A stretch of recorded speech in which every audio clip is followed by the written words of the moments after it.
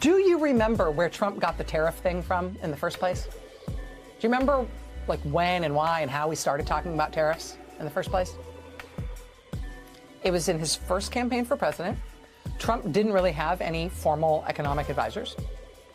So he told his son-in-law, Jared, to find him an economic advisor. Trump reportedly gave Jared some vague ideas of what his thoughts were on economic issues. You know, something, make me look tough, China bad, something. Jared then decided to find his father-in-law a financial advisor for his presidential campaign by going on the Amazon.com website and starting to browse books. Not like reading the books, because you can't do that on the Amazon website. He was just looking at the covers, looking at the titles. And he found a book title that he thought was so cool. The title was Death by China. Oh my God, that's so cool. That's so awesome. And that apparently was it. Quote from Vanity Fair. Trump gave Jared a summary of his views and then asked him to do some research. Kushner simply went on Amazon, where he was struck by the title of one book, Death by China, co-authored by a man named Peter Navarro. Jared then cold called Navarro, a well-known trade deficit hawk who agreed to join the team as an economic advisor. Navarro was a major advocate for an aggressive pro-tariff policy. Where did Peter Navarro get his idea that tariffs would be a good policy for America? What was his backup for that conviction? Well, he did have backup from a real expert who he cited in at least a half dozen of his books, including the one that Jared found on Amazon that fateful day. In all of his books, Peter Navarro has cited an economics expert to justify his views. And the economics expert he cites is somebody named Ron Vera, V-A-R-A, Ron Vera. When Trump won the presidency and entered the White House, this Ron Vera started circulating a memo around Washington in support of Trump using tariffs in trade policy. According to the New York Times, the memo had been, quote, sent from an email address purportedly belonging to Ron Vera. At one point, Ron Vera wrote in the memo that Trump could, quote, ride the tariffs to victory. Problem is, Ron Vera doesn't exist. He never has. The economics expert that Peter Navarro has long cited to explain why he's so gung-ho on tariffs, this person, Ron Vera, is a made-up person. He is a fictional person. Peter Navarro invented Ron Vera as his expert source so he could quote this expert source over and over and over again in his crackpot books. Who is Ron Vera? Ron Vera is an anagram of Navarro, which is his last name. I mean, my name anagrams to Macho Waddler, but I don't see myself trying to talk you into doing what Macho Waddler wants, right? But that really is how the Trump administration crafted its tariff policy. That's where Trump came up with the tariff idea.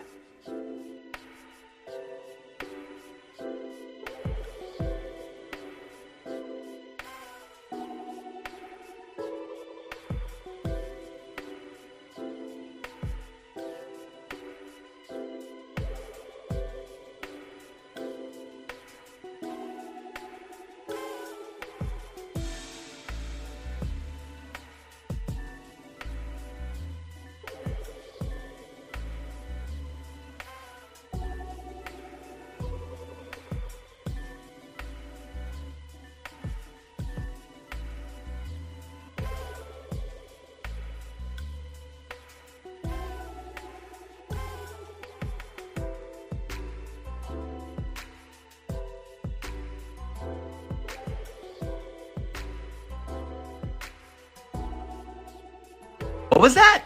If you make a product in America, you don't actually have to pay the tariff. Oh, well, that was a big lie, and he knows it's a big lie, and I can prove it using an easy example, this 100% American-made Florida tangerine right here. See, Charlie is counting on you not thinking about the fact that, yeah, if something's 100% made in America, that exact item won't get a tariff on it, but the entire supply chain and how it's made and all the materials and all of the other parts of it are going to go up in price, right? Let's take a look at this Florida tangerine, right? It grows on a tree, you pick it off. Why would there be a tax on that? Why would there be a tariff on that? Well, what about the hoses for the irrigation to bring water to this tangerine?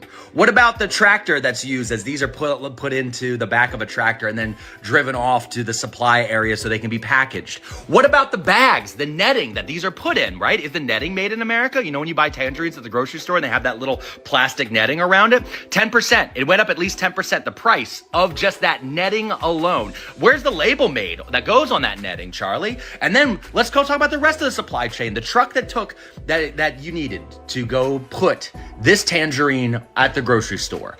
Every single part of that truck, were they all made in America? Because now if anything goes wrong with that truck, that part's going to need to get replaced, which means maintenance costs are going to go up because that part goes up. So now they're going to go pass that on to the actual seller of the tangerine, who's going to pass it on to the buyer. Once we get to the grocery store itself, are all the light bulbs made in America, Charlie? All those fluorescent light bulbs hanging over everybody's head. What about the shelving units? What about the refrigeration units that are used in the produce section, Charlie? What about all of the other different parts of that building itself of the grocery store? Is there anything that might need to be replaced in the near future that isn't made in America? Because all of them went up at least 10%, because we put a 10% tariff on the entire world at the minimum, and at the maximum, it is percentages that we can't even imagine because they were imagined by ChatGPT as they were handed off to college students that you spent the last 4 years distracting from going into their classes while you stood out in a tent and yelled, "No, it's the wokes and DEI that are causing all these problems, Charlie." And Charlie, I'm even talking about something very simple like a tangerine that's grown right here in Florida. I'm not even getting into anything more complicated like a t-shirt, Charlie, because I know for a fact that your t-shirt costs went up because Turning Point USA, the organization that you run that is funneling billionaire money to make sure that these kids keep voting to lower taxes somewhere along the line and destroy the world and maybe conquer Greenland or some shit, that organization that you run uses Gildan t-shirts. And Gildan t-shirts, the blanks that you then get screen printed, those are not made here in America. Where are your t-shirts made, Charlie? They're made in Latin America and Southeast Asia. So your t-shirt costs have gone up. Your costs are going up. You don't buy American. You don't use American labor. You just use American voters. And then you turn to them and tell them the money's on the dresser and it's never there. Wait, what was that? If you make a product in America, you don't actually have to pay the tariff.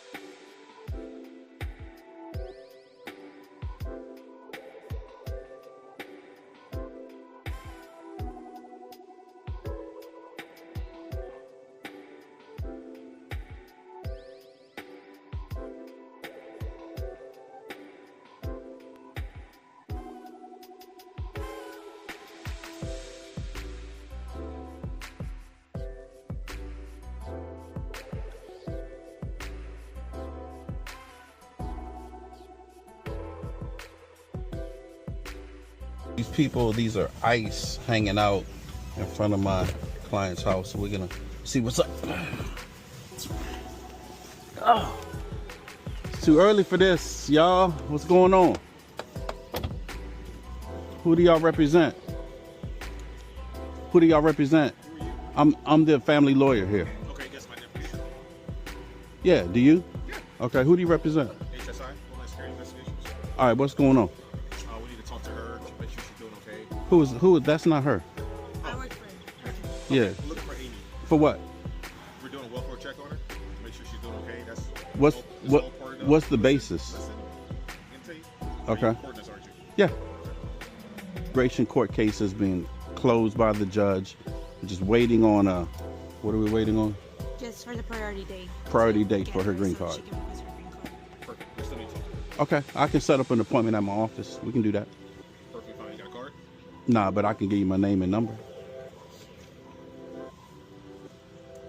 Come on, man. I don't know. Okay. I don't know. She's around somewhere, I'm assuming. Again, you need to talk to the sponsor and the... Okay, so now you need to talk to the sponsor too. You say you need to talk to her. Now, who you need to talk to so I can set you up. Well, Because I'm trying to prevent you all from coming back into this neighborhood. You understand? And she's doing fine. I don't know what. Again, I know what you're here for. I don't know if this is the first time this has ever happened. So this must be a new policy. any other questions? Nah, you. All right.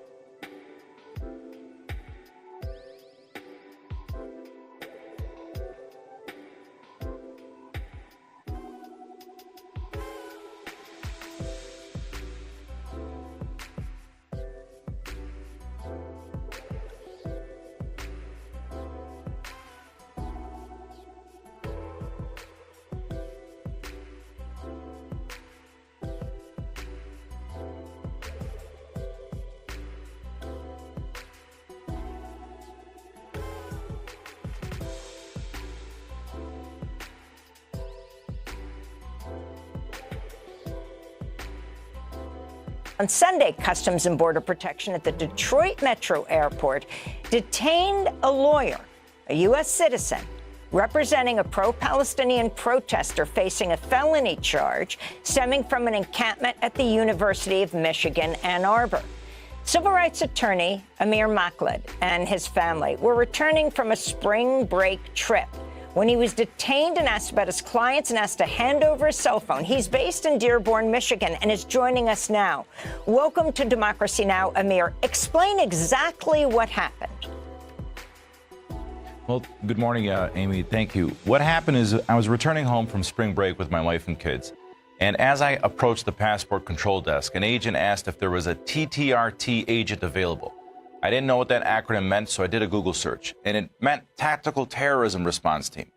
That's when another agent summoned me and my family members to a secondary screening room. And at that point, I was separated from my family. My wife and children were allowed to continue and leave.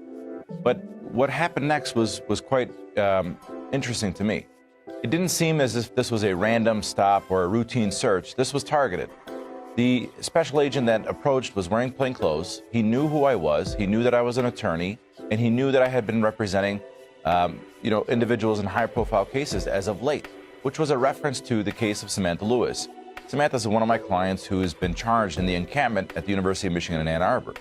At that moment, the agent asked if my cell phone was with me. I said yes, and he handed me a pamphlet. The pamphlet had an explanation of the federal statute that allows for at the border for federal agents to seize my communication device, my telephone. I told him I wasn't ready to give up my phone because my phone contains a lot of confidential information and probably over a decade worth of emails and text messages and files from my work as an attorney.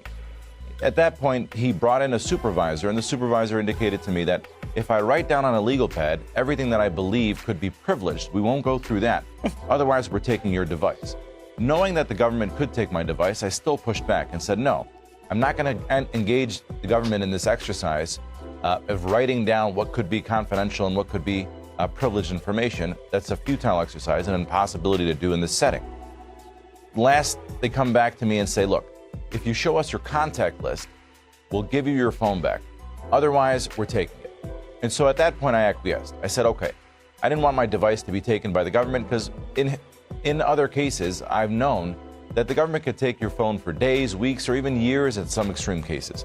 So I didn't want to be in that position where I didn't have my device. And once it was outside of my control and custody, who knows what the government could do with all the information that was contained in regards to my client's information. They came back with a list of questions about individuals on my contact list. That's when I said this has gone too far.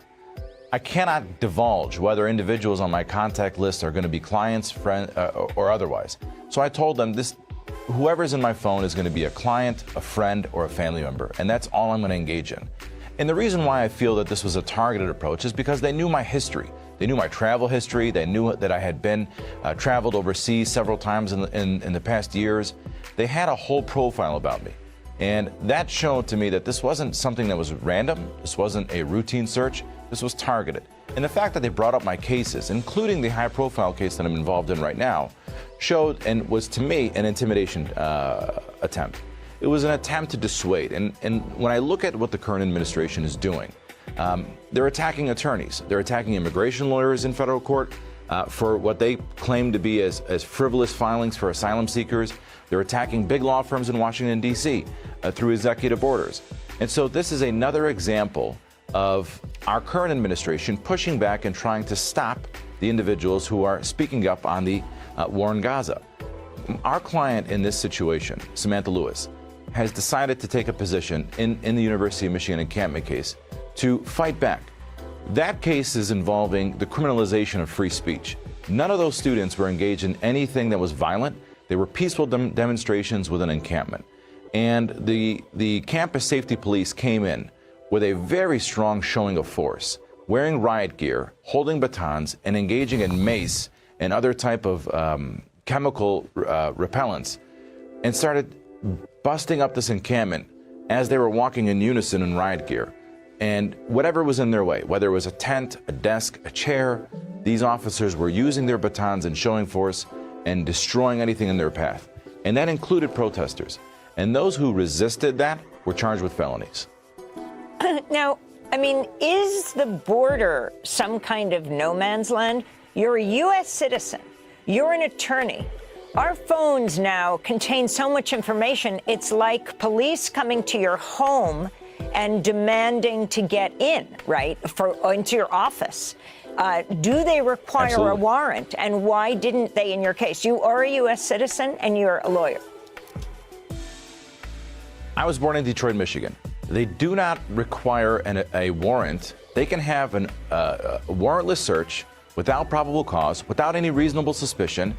The statute at the border gives a wide range of authority for government to seize devices. Now, it's supposed to be done in the sense of national security. That's the claim. But at this point, everything has been, as you could see from the current administration, even political dissenters are now looked at as a threat to national security. Somebody who protests the war on Gaza is a threat to national security. So it could be anything. But the question becomes, of these warrantless searches and of all the devices that the government has seized in the years that they've been doing this, what has led to actual convictions? And I don't believe that the government even knows what that figure is. It's an unreasonable search, and it's a trample on our constitutional rights at the border. Our rights shouldn't be stripped at the border crossings. We shouldn't have the ability to have the protections of the Fourth Amendment because we're entering back into the United States at a border crossing. My advice to anybody traveling that's worried about government getting into their data is to take a different device without all of your data on your phone. You'd have to almost travel with a burner phone, and for lack of a better word. This is the only way that you can adequately protect yourself from not having your phone confiscated, because they have the right to do it. And at this point, do you know exactly what they took from your phone? No, I would have no idea. I gave them only authority to look at my contact list. In fact, I wrote it down, and I said only my contact list is not going to be what I claim to be privileged. And whether or not they took information outside of that, I would have no idea. So what do you recommend to people who are not lawyers and are traveling? Most people don't even know what a burner phone is and require what's in their phones to contact people. So my recommendation is don't unlock your phones. If you're coming through the border, keep your phone off. And if an agent does request a secondary screening and your phone is subject to a search, you can keep your phone turned off. You don't have to give them your password. You don't have to give them facial recognition. You don't have to comply with opening your phone and showing agents what's in your phone. And if they do decide to confiscate your phone, there are redress programs. There is an ability to get it back. The question is how long? And those are the CBP policy, Customs and Border Protection policy, indicates that the actual confiscation of a phone has to be done in the most extreme cases where there is a high level of national security concern. Now, we don't know exactly what that test is. It's not a bright line rule, and most individuals coming through the United States should not be, especially as citizens, considered as a national security threat. But, you know, at this point, we have no idea.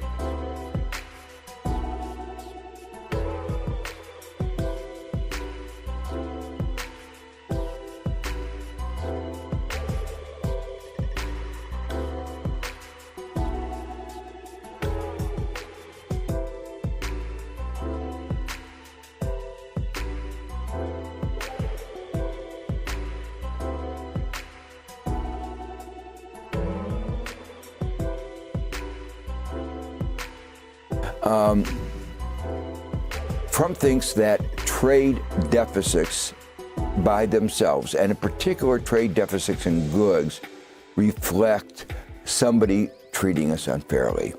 And it's based sort of on a premise that we are better than any other country, so people should be buying more goods from us than we are buying from them. It's absurd. The net magnitude of the multilateral trade deficit is just determined by the disparity between aggregate savings on the one hand and national savings and aggregate national demand, investment on the other. And if savings goes down, then we'll have a bigger deficit. Now, his proposal to have a big tax cut, unfunded, is effectively a lowering of national savings. And that's going to make the multilateral national trade deficit larger. Then you look at the microeconomics. I just want to make sure he makes a big difference between goods and services. But we are in the 21st century, not where we were in 1950. Services are the major part of our economy. Goods production, manufacturing is 9-10%. What are important? Service sector, tourism, education, health. What is he doing to those sectors? Look what he's done in the last few weeks. He's devastated our education system. The way his border immigration people have treated those wanting to come into our country with valid passports, visas, has discouraged tourism. So he is hell-bent at hurting America's major export industry, tourism, and education. So he's making things just that much more worse at the micro level and at the macro level.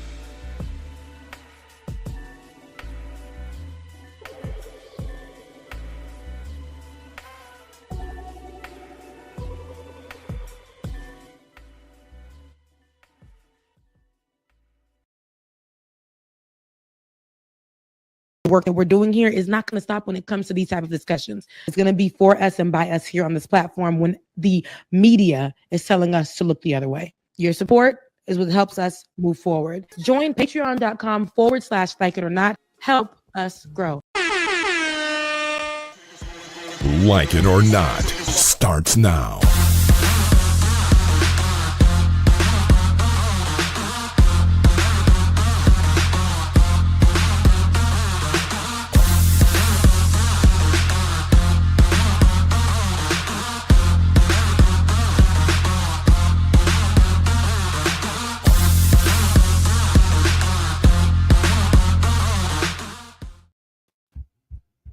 Dang, I thought it was like April 10th today.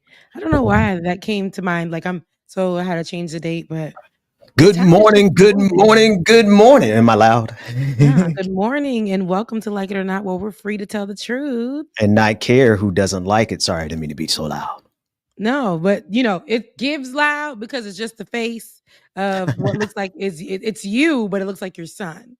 Oh, it's definitely it's me, but yeah, you're right. Every time I look at this picture, I'm talking about both of them, but I think we had this conversation already. But it looks just like Jeremiah, but it also looked like Benjamin, Baby Ben, when it was just Baby Ben before Jeremiah came.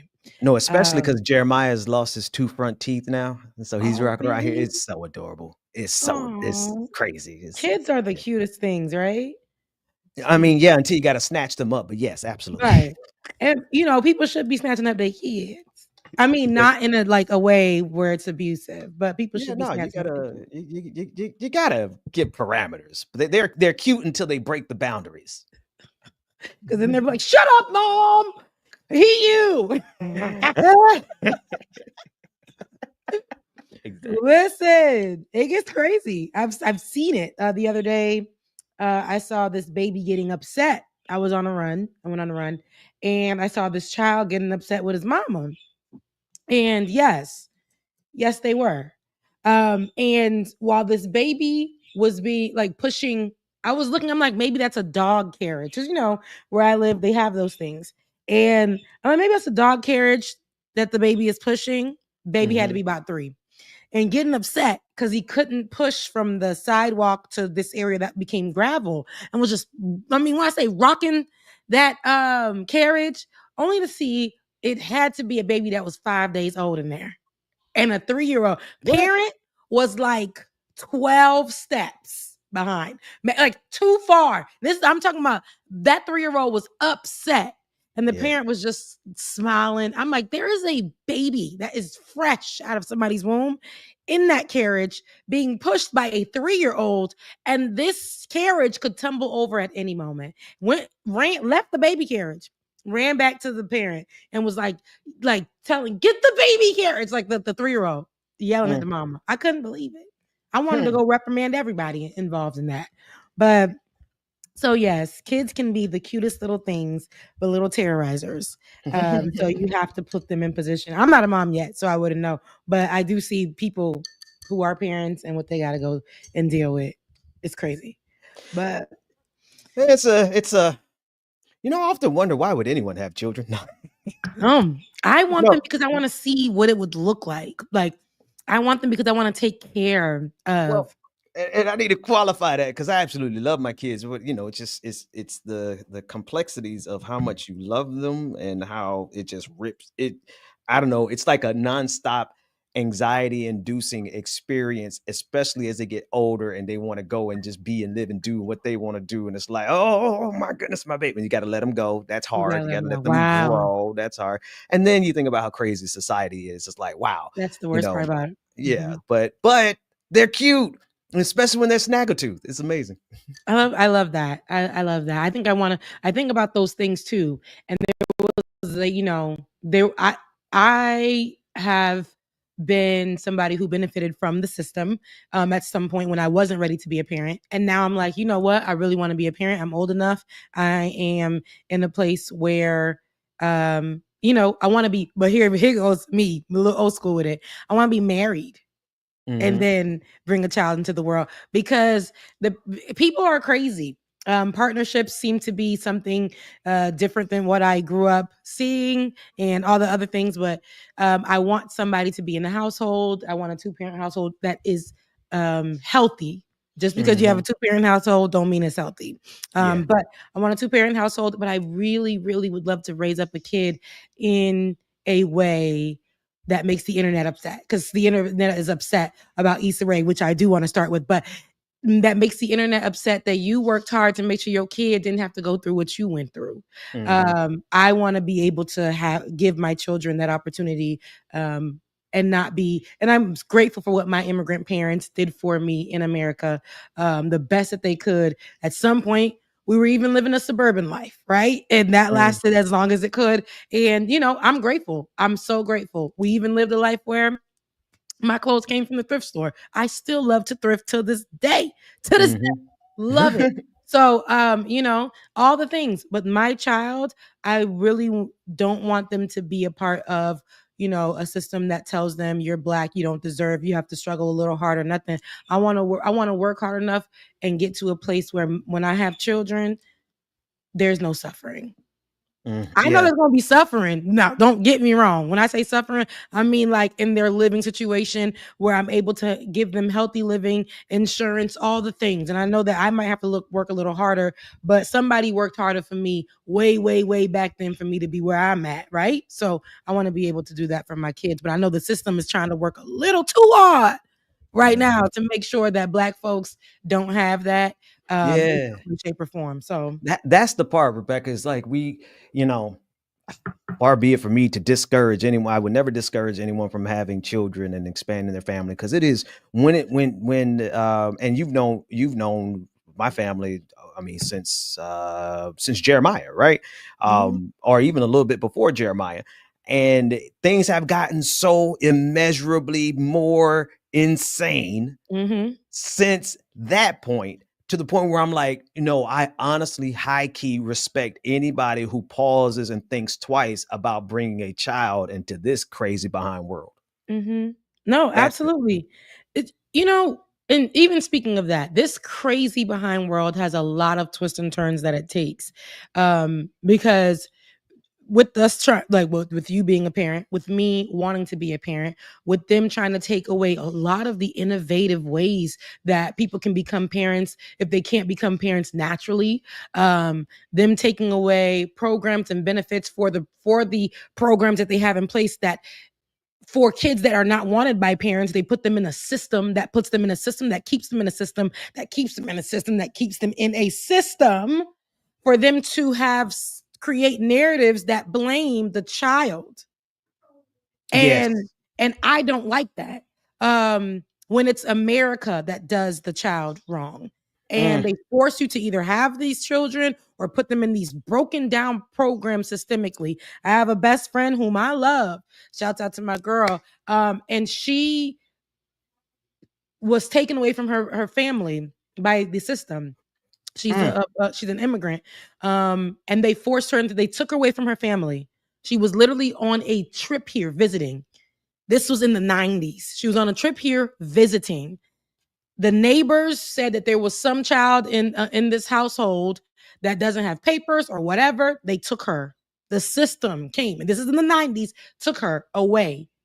Her parent left, and she was visiting at the time. Her parent left or came to get her and couldn't get her because the system took her, changed the spelling of her last name, gave her a different birth date. Wow. Put her in foster home, foster care, foster care, foster care, foster care, until a family decided to keep her up until a certain amount of time. And she's been in the system ever since. Right now, her green card is about to expire. Mind you, the system has had it, all that stuff. And right now, her green card is about to expire. They never gave her, they just told her she's just in the system. That's it. You'll be in the system for the rest of your life. She got a notification that her green card is going to expire. She needs to find out where it is. She needs to go get the paperwork done. This is all just hitting her right now in her 30s. Wow. And I mean that whole story. I don't mean they changed her birthday, her name, everything, and now she's having to deal with the ramp. That whole trajectory. She doesn't know where her family is. Wow. They far removed her from that. Yeah. America did that. So what America is doing now is not anything new. It isn't anything at all that is surprising. It may be surprising to people who are finally recognizing at this moment that America has always had an immigration policy issue because there were never really policies that were for immigrants, specifically Black and brown ones, but they were always anti-immigrant since inception. And they're Americans or immigrants themselves. It's probably historically. But I want to get into a couple of things. There's a lot of news that I want to touch on, but I do want to talk about Versbin. How was your week? How was your day? How's it been going? I know that we did a show earlier this week. How have you been since? It's going, Queen. I'm cooking. That's all I can say is your boy is cooking every day. I know folks. I know I've been coming and going, and people are like, Ben, are you back? Are you not back? Sometimes I do a show, sometimes I don't do a show. But when y'all see what I'm done working on, not only am I working on some stuff that's like fundamentally transformative and groundbreaking, and like God is good, like God has opened up the universe and just poured all kind of knowledge into my head. But I'm also like preparing. I'm working with Dr. Mack on his calendars, the digital calendars. You're working with him as well with your voice, and so we're working on that. It's out there. It's out there. Oh yes, it's out there. But we're going. I'm doing some commercials for him. I'm doing some, just a whole lot of good stuff on that. So the app is out there, and I recommend everyone go to the App Store and the Google Play Store and download Dr. Mack's Black Heritage Day app, where you could listen. He narrates, and there's additional narration. We played some of it on the air. So go ahead and download it already, but just know that it is a continuous work in progress, and it's getting better and better and better every single day. So between working on what I'm working on and trying to meet the deadlines that sometimes you promise people you get stuff done by a certain date. Yes. Yeah. No, Ben, I'm glad that you brought that up. That's so interesting. It's true. The consistency portion of it. I actually wrote up something that even ties to that. Look how God works. That actually ties something similar to what you're talking about. Basically, it's about being consistent in this time right now. you're not stretching yourself thin, but you got a lot of work to do. And people are wondering, are you coming or going? And you ain't never went nowhere. You're Right. actually doing work, even if though it's behind the scenes. It's the balancing act, right? And I actually wrote like a piece of my diary. And I was like, you know what, this is good enough for me to share. I was going to share it actually on a few days ago when I was crazy enough. I was let go from my newfound work. Yeah. I'm sorry to hear that, Becca. It's crazy, man. And I was let go because of my work in politics, my work as a journalist. And I'm going to read this with you guys, and then we can, go into today's story. Just want to get this out the way. But I wrote something called The Balancing Act. That was the title. And I said, I've been feeling overwhelmed lately, trying to keep up with content, stay visible on all platforms, maintain a 9-to-5, which I've now been let go from, to make sure the basics are covered and still hold space for creativity. It's a lot. The truth is consistency feels out of reach some days. I'm constantly thinking about what needs to be edited, posted, or planned while dealing with my own personal and mental hurdles. I finally invested in new equipment, which I'm so grateful for. But even that comes with the challenge of trying to figure out how to make it all fit into my beautiful but small apartment. I don't want to pretend that I have it all together. I'm doing what I can. And even that feels like a stretch. I'm not stopping, though. I'm committed to showing up even when it's quiet, as you were talking about, Ben, even when it's messy and even when I'm tired. The platform, this one in particular here on YouTube, is important to me because it gives me space to share honestly without having to fight an algorithm to be seen. Thank you for being here while I navigate this. There's more coming, not because I have the perfect plan, but because I still believe in what I'm building. So I had to write that out for myself as an affirmation. But it's funny because I wrote that right before I was let go.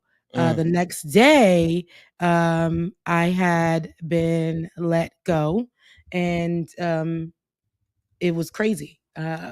Interestingly enough, that was what I just got, and that was holding me down. Ben, you know the things I've been doing on the side.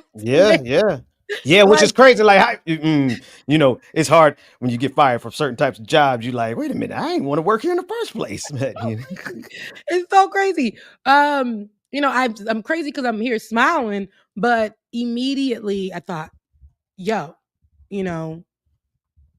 this is what helps me do the work. But I keep having these stories, and I'm like, but I'm not really bothered about it. But I do have to think about how I'm going to this is what I'm talking about. In order for me to be a mother, in order for me to, my life has to be in order. And when people are not seeing me or not seeing the consistency, I got to make sure, I just came from a trip back home in Florida. That was me handling medical stuff for both mom and dad, surgeries. Okay. That was me having to do the other things for them as far as paperwork, because again, I am a product of immigrants who don't have a full understanding of things that are written in English or whatever the case may be. And for a long time, I've been taking care of those things for them. Mental wear and tear with all of those things. So I don't say that I share these stories with you to show you the reality and of people who really want to do the work with their whole heart. And a lot of us don't have it where we are platformed and are getting paid for it. We have to have the 9-to-5 portions of it or whatever to keep on holding our line, to keep on being on the front lines. However, it does, also it's something that I know that we've done this and we had these conversations, but I don't want the pity. I want the assistance and I want the help, and I want to continue to do this work. But, it just, I don't know. It's all of that in one, basically, but it's a balancing act. And I want you guys to give people like Ben and I grace in these moments, because Ben, I think you've been as consistent, since you've came back, you've been really consistent. I know before it was difficult for you because you had to take a step back for your own mental health, for the health of your family, for the protection, for you to make sure that your household is safe and great, and also figure out financial plans that work for you as well. You had to do that in a balancing act. So coming back, especially in a time where we transitioned into Donald Trump becoming president, and overnight, every single day, things have been happening that affect specifically the Black community. It's really close to our homes, and it's more than just a generalized thing or something that's, affecting just women and things. It's there, these laws or these executive orders that they're trying to force to become law. These things are affecting us quite daily, but we are wanting to do the work. We're here all the time wanting to do the work, and it's tough seeing people who are not serious about it be pushed and be able to sit down every day before you guys to give you pretty much nothing. But that's just, that's Rebecca, you be throwing some high level internet shade, but I feel you, because it's the truth of the matter is Black folks have. I know you didn't get racially specific, but I will. Black folks have always had to do 10 times as much to get 10 times less. Right? It's just kind of the reality. And yeah, this transition for us, like for me in this last couple of years, has been extremely. Let me just say it like this: the only way I survived was like literally. Well, let me not say literally, but let's say figuratively, spending time with God. I had to like I had to go meditate. Man, I had to get into the heavenlies, and like I had to really ask questions. I'm like, God, what is we doing here? Like, how is it that the evil people are thriving? The evil Black folks who barely Black, how are they thriving? And your folks down here who are trying to do your work, at least at a minimum, we're trying to be kind. We're trying to help. We're trying to, not hold anybody down. We're not trying to take advantage of anybody. In fact, if you want to go one step further, everything that you do, Rebecca, everything that I do, it's 100% about liberating people. Yep. And in the midst of our work, we have come through hurdle after hurdle, crook after crook, hustler after hustler. I mean, to our detriment, to our financial demise. And as we try to uphold integrity, right, and not just going along with these crooks we've run into, we end up losing. And I guess ultimately, in the grand scheme of things, we didn't lose, because in the end, we're gonna win. But like this last 4 years, man, look, I was like, God, you gonna have to talk to me. These last 4 years, what we did this during the pandemic, in the middle of the pandemic, in the middle. Oh my goodness, it's been more than 4 years. Yeah, it's since literally 2018 at least. Yeah, no, before that, because we left in 2018, joined back together right after that. Oh my God, 2017. Oh 2017, at the beginning of 2017. Yes. It was whole years. Mm-hmm. Wow.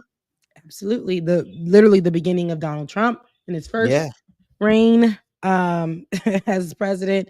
And so this thing has been going for a very long time. So seeing how people didn't listen, or seeing how it was, what is it called? It was very, at that time, I was chosen because I was Haitian, I was exotic. That's what they called me. And I was a journalist. They ain't never seen nothing like that. It was like, put on in politics. I had to go through my own personal experiences of boot camp. Benjamin Dixon boot camp when he came on. All the things. And not for the journalistic purposes, but for the political side, because, to had to break out of the formal and come into this world where, because these things are actually affecting me, I can speak about it from that perspective instead of just saying what is being done. We got to start having calls to actions. That was where our space happened. And I was just talking to Ole about this. I remember that space being so huge and coming in, us having millions of views daily, people all in the timeline, people threatening our lives, the things that were happening there. On those live shows, we had even call-in at that time where people were just open to saying whatever, either disrespectful or people who were allies. And that was in 2017. And was interesting enough, we thought we were like doing these things that were going to be seeds in the ground, and they were. But then we got into the next phase of it, right? Which got even crazier. It got even crazier. We watched white people get upset because Donald Trump lost the election, and the things that we thought that would never happen in this day and age happened. They took over at the Capitol, threatened the lives of our actual representatives, our leaders, they being white folks, not only white folks, and trickles of Black people, but Trump supporters, the MAGA. And they were domestic. There was an actual domestic terrorist attack happening right in front of our eyes, funded by the right, platformed by things like Facebook groups. They were literally planning this in broad daylight. And we're not stopped. There were conversations that weren't Project 2025. They were whistleblowing. All these things were happening, and we already called it out years prior. And people were telling us that we were ridiculous. They were telling us to focus on the fickle, the smaller things. And then that's when I realized in that time while we were battling COVID, we were afraid, we were in our homes. Black people had to go out, sacrifice their lives because we were being gunned down by police officers. Yet we were being gunned down by police officers when we were calling it out over there at the first, and like it or not, in the studio. We covered so many Black people being murdered. I even covered the fact that when they made the whole thing about Blue Lives Matter, there's a whole story I did about that. And that was, people were like, oh, that's so crazy, but let's move on. The officers literally got together because Donald Trump gave them more power. The Thin Blue Line had came out around that time. And we were saying, stop killing Black people then. Black Lives Matter movement had came out. And then they immediately created an alliance amongst cops and said Blue Lives Matter and did a whole commercial for it. I couldn't believe it. All of that. We were calling it out. And you're telling me that years later in 2020, while we're having to battle white folks threatening people's lives, COVID, George Floyd, we watched this man die, calling out for his mother. And then Breonna Taylor, which was something that happened in the time before, that was kept like a secret, was brought to light that she was shot and the cops got away with it. Away with it all. Becca. And we were fighting for that. Yeah. All at one time. And so our minds were going crazy. I'm saying, so in this time, in this part of our life, we're going and we're seeing this all happen, but we're still willing to do the work because we're like, we're still going to be here because this work actually matters. And we're here to do more than just pander to a certain type of people or pander to the fact of we ain't got no, like we're just certain topics just for us to get a coin. Absolutely not. Because if that was the case, I would have done it. I would have did that. Becca, if that was the case, all I would do is I would just, I know how to work the algorithm, and Lord knows I'm going to have to work the algorithm this week because bills are due. So I'm gonna get out here. I'm gonna put out some videos this week. But as I put out videos this week, I want y'all to know I'm hustling. That's not what I'm really doing. Because if all I wanted and if all we wanted to do was make money, there's been so many points where we could have either sold out to bad intentions of the people who were surrounding us. Like we were surrounded by people with hustle intentions, regardless of who it hurt. And they were disguised as progressives, right? So we could have gone along with that. We could have gone along with that, but we didn't. And even now, like, we don't go along with that because at the core of us is like, we communicate a truth that the algorithm doesn't like. Yes. And if we were just to be quiet about those truths and only talked about politics as it nicely fits in the Democratic Party, then we could probably be, we could probably sit right now. Absolutely. And I think what people don't like to hear from these, I just actually had this conversation with someone this morning, and I was saying, like, because I'm watching people, Ben, you talked about we were working alongside people who were pushed as progressive. This is also, thank you for bringing this up. There's so many points, and we'll get to some news in a second, but I think that this needs to be handled. Especially in context, Rebecca, I'm sorry, especially if you do in context of the reason you lost your job. Because I think that's relevant to what we're saying right yeah, now. to make it clear, the reason I lost my job is because the work that I do, the place that I worked for, and that that had nothing to do with nothing. I work for people who are Trump supporters, not the business itself, but the boss. Not only I challenged them. This is what happened the day I was let go. I challenged the person on their practices. See, here go me over there. The practices were they weren't good. And I was in the meeting and I called it out. And right before that meeting, I was called out by name for the second time, and I had written an email to my boss for I checked in with you about my mental health, and I said that before these meetings, please let me know before you are placing my name out there for any reason, so I can so I know what's going to happen before these meetings. Every time I'm coming into these meetings, this and that the other. And then I challenged them in that same meeting about their practices, about their way of doing things that are very deceptive. And they target, once again, a certain type of people. And I said this in the meeting immediately after. I was told, because of the work that I do on, I have to be let go. They found you on the internet. They found me on the internet. They were waiting for a moment. And like my camera, they were waiting for a moment to, and that's what they chose. And so while I change my battery, Ben, you can go ahead, because I want to actually talk about you pointed out the progressive movement. Yeah. And I want to talk about how we went from it actually being a movement to it dying down, and where we are today, because I want to talk about how progressive and left, being a person on the left, has become very performative instead of actually doing the work. Go ahead. Well, yeah, no. I mean, so hang on, I'm trying to get something.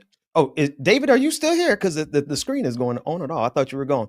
But anyway, in terms of that, Rebecca, because actually, I got to start back here. It's crazy. It's crazy that you ran into that situation on your job. But if I'm going to keep it 100, over the last 4 years, as much as I locked in and focused in on what God was having me to do, I also was like, I got to take care of my kids. So I was applying everywhere. I was applying for jobs everywhere. I even went back and applied to a job with a company that I absolutely love, still respect and love them. But they said no too. And I realized, I'm like, once you cross a certain threshold of commentary on the internet, you can almost hang it up.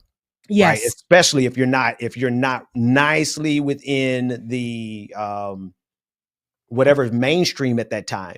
And what's mainstream at the time, as we were, the last couple of years, it was a combination of Donald Trumpism a little bit, but resistance to Donald Trump mainly, and the Democrats and standard Democrat talking points. And if you go outside of that parameter, then, it's going to be hard for you to, one, get the algorithm traction as well as to get work. But even more so now, we're living in a different time totally now, where if you are not loyal to MAGA and your boss is, oh yeah, you could almost hang that up, especially if you're out in public talking about that kind of thing. No, it's facts. And they all knew people, of course, they know what I do. They probably won't see me on my own page. They'll see me on somebody else's. I'm grateful and blessed to work alongside people who have great platforms, big platforms, but people also know me from my work in the beginning of this whole thing with Donald Trump, when we were always going viral daily, from our first company that we worked for. But that was when, Ben, I want to go back to that point you brought up. That was when I found out that those people who have been the poster boards for the progressive movement, for the left movement, for the Black Lives Matter movements are not at all pure-hearted. Oh no, it's a hustle. Yes. And don't get me wrong, this is our work. Like I say all the time, you got to get paid and you got to do the things. But realizing that the people who were at the forefront really were curating this idea that they're doing the work, And the whole time they were not. Mm. The whole time it was just as performative as the people we were seating to be our leaders.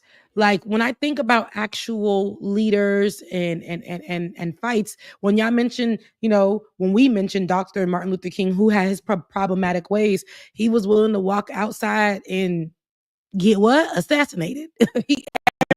His life was on the line. These people that we see today collect the coin, become brand ambassadors, which is good because trust me, I think it's great. But the performativeness continues. I love to see people glow up. Let's be 100% clear about that. That's right. When you do not have to look like what you've been through. If your work is allowing you to get paid, you good-hearted, and you done moved on up, I love to see it. And nobody who's watching us and supporting us should want us to stay at a place where it's like, it's just coming on heels for the fights. No, we doing the work. We got to fight. We got to, like, I love a good glow up on that. But then we're watching people we clearly are not, when they aren't making the money, they begin to pander. They have to start shucking and jiving, switching up verbiage, making things real general. And then they stop doing the work altogether. But still are the people who are called to the front line in the fight. And somebody that we used to work with or alongside, something that you actually were heading, and I was blessed to be a part of, that never saw the light of day in that version. Let's keep it 100. The North Star. Come on. The North Star, yeah. Which I was just told, bro.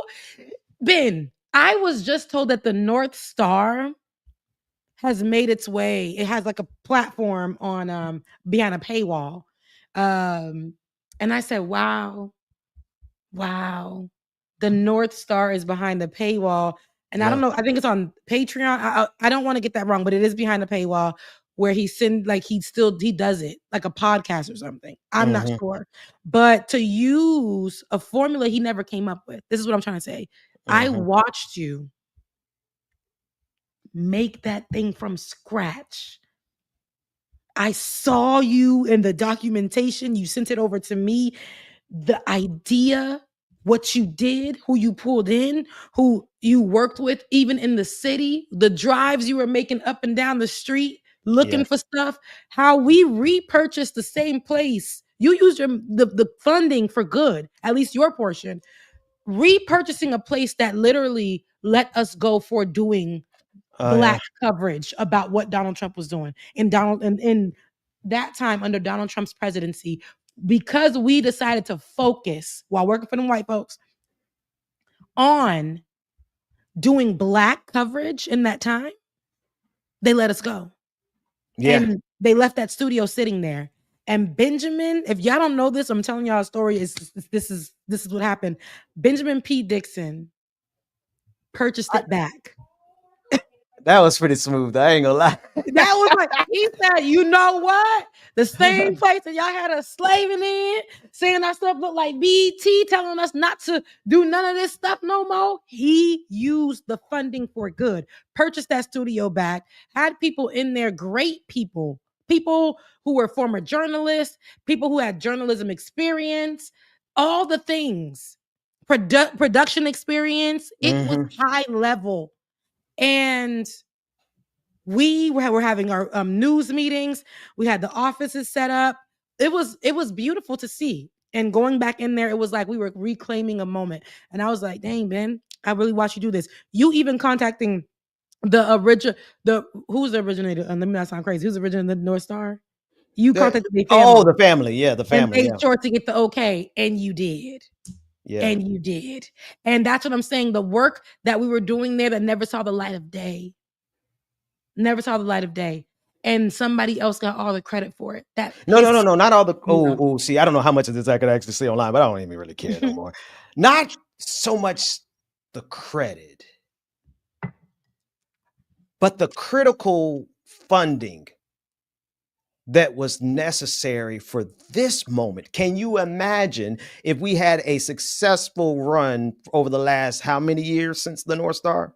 Oof. and where we would be positioned now, but particularly, Rebecca, in the fight, right? Think about TYT. TYT is dead, right? They're dead to us. They're dead to progressives. They are spending more time fighting with their ex employees and contributors than they are fighting the fight that needs to be fought right now. We need in this moment what we were creating back then. But and we're not reflecting. I guess this is the day of reflection and remembrance. And Yeah. I think these types of days and shows are critical. And I learned that from you.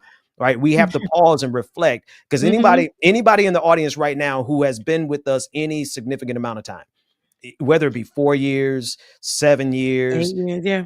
10 years, 8 years, Rebecca, and then what I started in 2014, so that's 11 years, right? Anybody who's been with us in any significant amount of time, you've seen these changes, you've seen these trajectories, you've seen these outcomes, you've seen these ebbs, you've seen these flows, you've seen us be successful, you've seen us lose everything in real time, live on air, even our minds. Lose our minds. So it's important for us to remember this, because when and as God starts dropping and opening the doors that will elevate us and amplify us to obscene levels of influence, and it's not influence for neither one of us want to be famous for fame. Like, I'm just as good not being ever seen. Right. Neither one of us are so interested in money except for our needs. Like, we want to take care of our families. What we're interested in is the fight. Yeah. And progress. And anybody who's been with us this long, they'll know and they'll see. And we want y'all to keep riding with us, right? Like, we are not the type. If we were the type of people who, when we got money, we changed, then we wouldn't even be in the situation we were in, because we'll still be getting money. We'll still be out there getting the bag. And so we're here for a specific reason. We're here for a specific fight. And so we got to, you and I, even as a duo, as a team, like, we have to slide. I mean, and we're not forgetting DJ Exclusive, because he's been an integral part of this, especially since the beginning of the pandemic, when we relaunched Like It or Not. But just as a team, like, we're both grounded in the fight above our own personal financial interest. And that's going to turn around, because I think that pays off. Those were seeds that we were planting. Yeah. No, and I think the remembrance is what, like, even the other day when I had that call or that meeting where they let me go, I went back into remembrance. I said, that's because no matter what I do outside of this, no matter how far I try to run outside of this, the purpose, I cannot put that somewhere else. This is why it's burning in my heart to do this type of work, not because I want to be viral. I've been that, not to toot my own horn, but we've been that. We had times where it was a very difficult time to become black people in the space, to even have millions of views in 2017, 2018. What a time. Right. And we were pushing that. Thank God that we built that place and helped them get the numbers, because they was dry without us. The people that they had before. Remember Ben, when it first started with the people, it was like, this is so white. And no offense to that, but I say that to say, because I was there, I was able to see and understand what you were trying to, or what you essentially taught me, and that was, girl, how is this affecting you? Do you not see how this is affecting you? You need to talk about that. This affects you. And you being a younger millennial, you got everybody they can't process what's really happening. They just think their days are going to be the same and nothing's going to affect them and da-da-da-da. But this is what's going to happen. And when I realized that part of it, and when I realized that there are people who are leading this with us, who claim that they are allies, but they are not, they just getting the check. They're pandering to a certain kind of people. They switch up their verbiage. Some people, like, for instance, they'll stand in America. We have to understand, even the people that we see right now, who we love, who are politicians, they're politicians. Don't forget it. So when we're expecting, somebody had posted something about, oh, well, don't forget that Joe Biden did this and that and that. We ain't never been no fans of Joe. We ain't never been, every day on one of my first appearances on Rising on the Hill. That was the first thing I talked about was Title 42 and how that was put in place. And Donald Trump used it, and Joe Biden said, "Shoot, let me hold that real quick." But what is the reason that on today, April 12th, 2025, people are trying to grasp for straws about the Biden administration when we are living in hell with Donald Trump every single day? We don't have to say, "Oh my gosh, so they did it too, they did it too, they did it too." I'm watching people like you doing that is doing what? Are you trying to say that Donald Trump was just as bad? No, Donald Trump is worse. We need to stay right here with it. Yes. We need to stay right here with it. Stop trying to be like, well, they did. We know that they did it too. Politicians, presidents, everybody got blood on their hands. I'm watching people I love create brands off of stuff. Say problematic things every day. Well, I wouldn't say people I love, but people I am proud of. Black women in these spaces as politicians, congresswomen, all the things. We talked about how cringy Jasmine Crockett was not too long ago. We're not afraid to do that. But does that make Donald Trump any less of who he is, or the right, or the conservative Congress people softer? Or like, no, these people are real. They're worse. They will bury you alive. They don't care about you, your family, your job, your health care. They don't care if you live to see the next minute. So that's why I say I'm seeing a lot of people who are supposed to be the progressives and the pander. They will switch up their verbiage so quick. That's why I will say I had if people who didn't vote because they held their vote, fine. But people who were on both sides of the fence, giving me this today and giving me this tomorrow, depending on what their audience wanted to hear, that was problematic for me. Some of these people who are in this space who are at the DNC inside taking pictures with people, but also outside taking pictures with the protesters, that was very strange to me. Which one? Bring me back. Give me, that one's. Help me recall that. There was. I don't want to call the person out, but there was somebody who was, at the DNC who was pushing, that they shouldn't be held in the DNC. No, I'm sorry. What year? Give me the year, and that'll help. This past year. Okay, I'm with you. This past year. I have to say, over the years, I'm just watching so much flipping. I'm seeing so much of the stress happening. I'm seeing so much of the breaking happening amongst what we're supposed to be together. We're never together. The left ain't a thing. Progressives ain't a thing. All of that was an idea. And I think it was a popular idea when we first came out during the Like It or Not in the first thing. The progressive idea was beautiful, but Ben, you have it and it's genuine from your heart. But then there are people who pushed it because it was popular. Remember, we used to call it the resistance. Yep. The resistance, the fight. And then when that died down, it became a whole nother thing.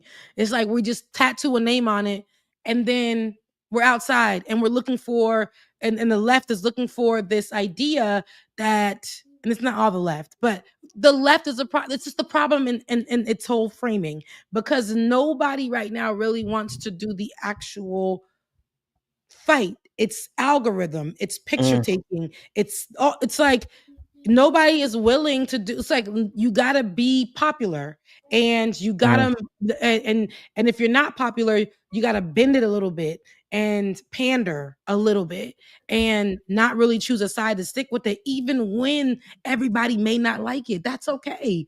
I think that's what progressive means. We may not all have the same thinking, but we're still on the same team in some way, shape, or form. But these people pander almost where it becomes very counterproductive. And you'll sit there and you'll watch these people. It's a problem. I'm watching it. I'm hearing conversations. I'm literally watching people get upset at the smallest things and not really see that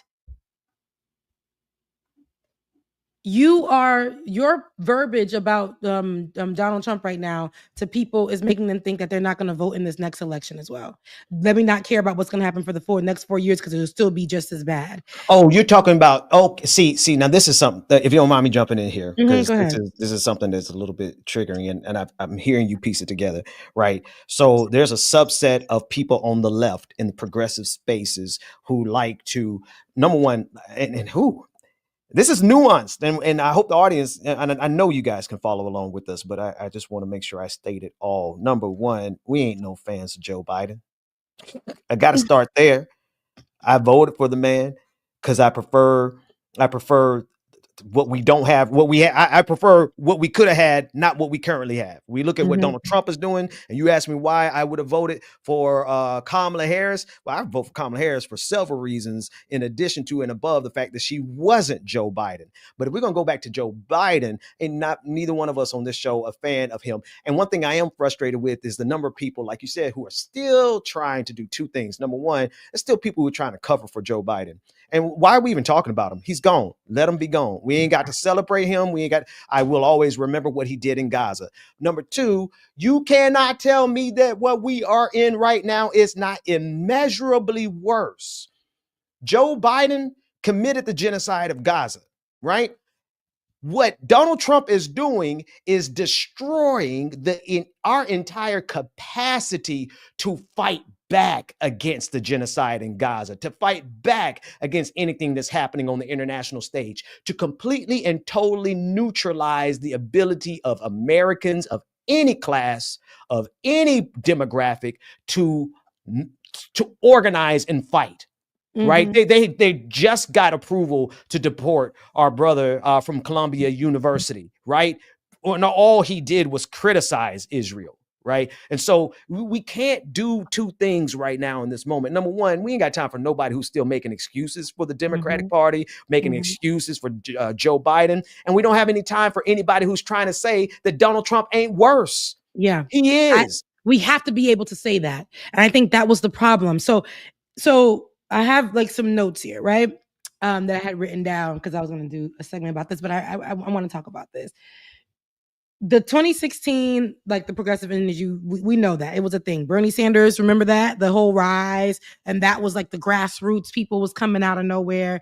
It was great to bring everybody together. I think that was where the genuine energy from, us talking about healthcare, universal healthcare, all the things that people were scared to talk about before. We were coming together with that. They had a mission, and now it's less about the mission and it's more about the reality of we talked about this too with me in LA. Reality TVification. That's not a word, but now it's about that aspect of it.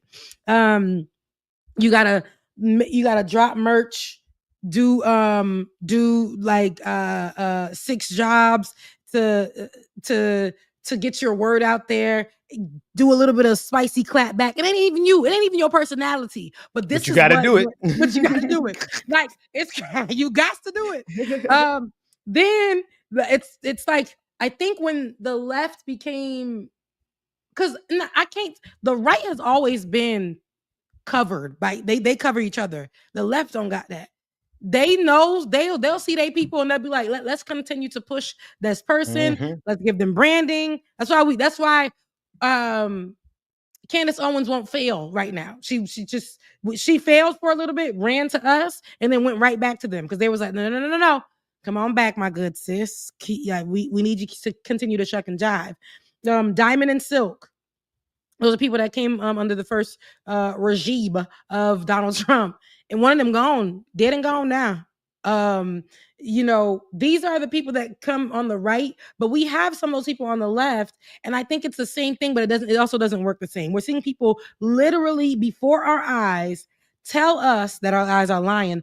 They kind of doing they're leaving the work behind only to get the dollars. We saw that when the Black Lives Matter fell apart. We were actually working alongside some of those people at the North Star, and we ain't never see them a day in our life, and they was collecting the coin. They was collecting a coin, bitch. Come on. While we were over there meeting every day doing work, they never met with us. They never called us, never checked in for a meeting. This was actually happening. So it sucks that we have people in these groups that really do not care about the fight once they start to see dollar signs. Because don't get it wrong. I'm gonna do something strange for a piece of change in this space, but it's gonna have to make sure that it does not dilute the work. It does not absolve us from holding ourselves accountable on how we are giving it up as well. We got to be very careful in how we, like, the right gives it up without, no, they don't mince their words. They're going to say nigga.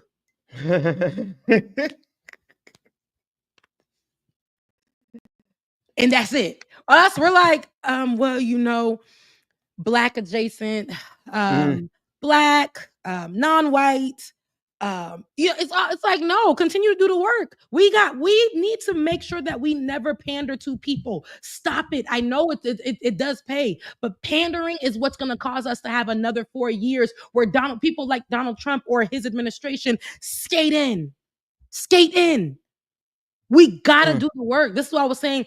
I don't like, right now is not the time for us to have Sally online giving the damn protest, even though a lot of people didn't go who were Black, but giving those damn protest ratings because it didn't have a damn bounty house.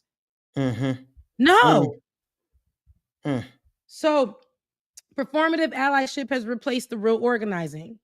I said this because corporations and politicians alike say that all the right things and then they fund the wrong people. And then those people are voting against the real change. Yes. People out here, like, we did so much work for people's stuff to be put in the stores like Target. Yes.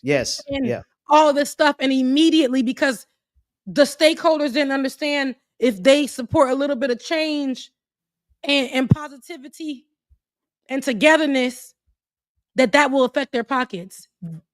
That is the risk, but they didn't want that.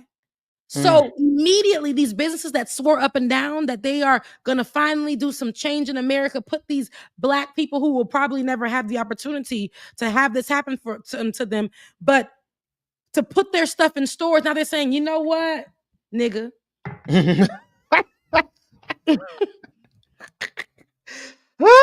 That's exactly what we're seeing and happening. And it sucks. And people are saying, well, why don't Black folks just get together and do? Where's the money? They don't want us to do it. I'm not saying I'm not saying people are not trying it. Look at us right here doing this show right now today with 5 people viewing. Yeah.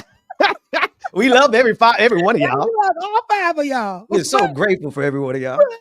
It's like when we are in this place, and I think we can't call them out, that it's becoming performative, and we start just drawing the line, and we just have good words to say. Oh, Donald Trump doing this, and that's why I'm not backing down on my immigration conversation.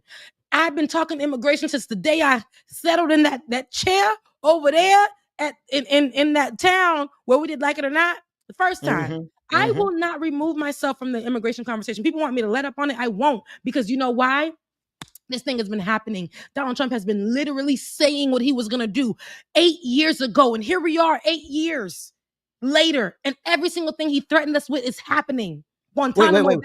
Hang on. Let me jump in there real quick, because that's the thing. Like, listen, I ain't never called myself no prophet.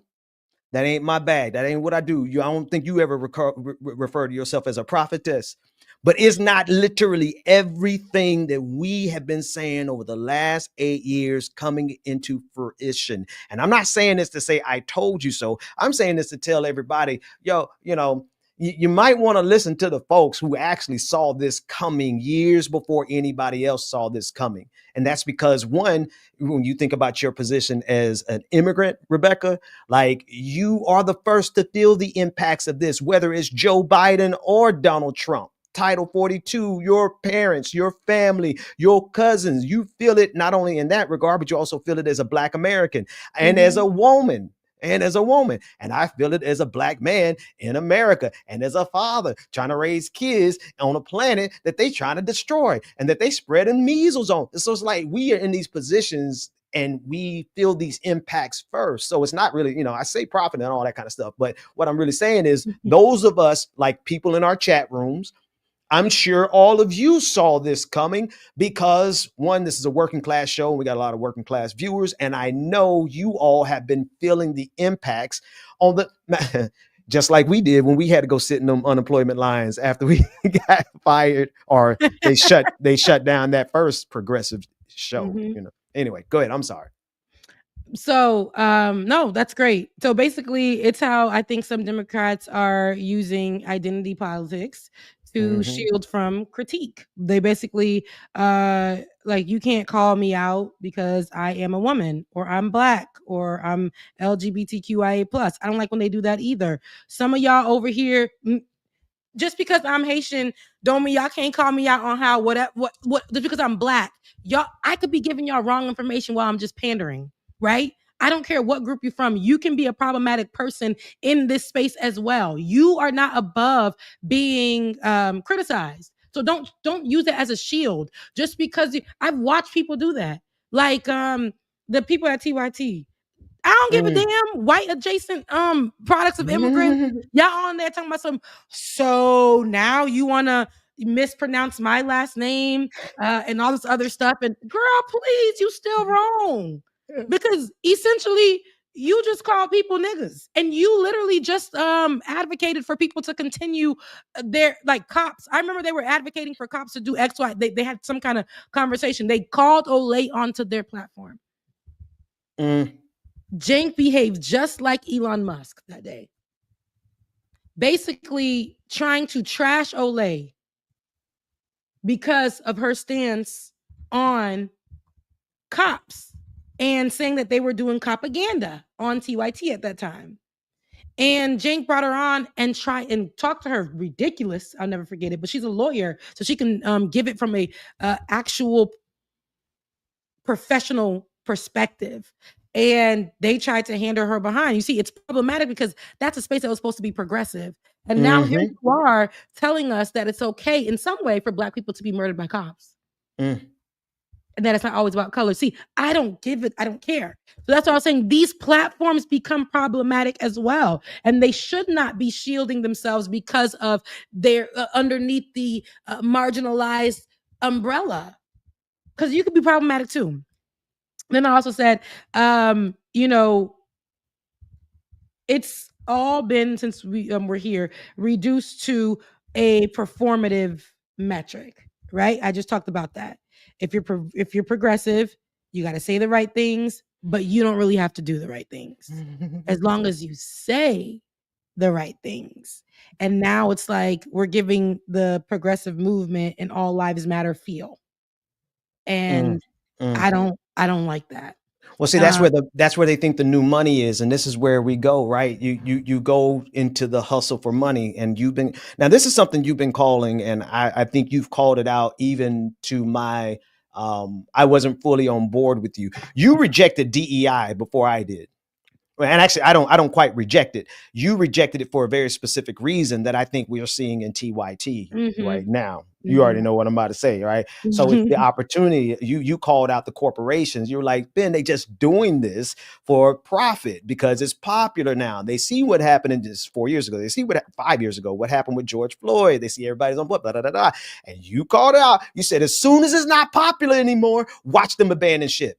And that's the same thing that happened with every single corporation that's ditching DEI. And that's the same exact thing that's happened with TYT. I called it. I said, I don't like this DEI idea. It's not because that they're not.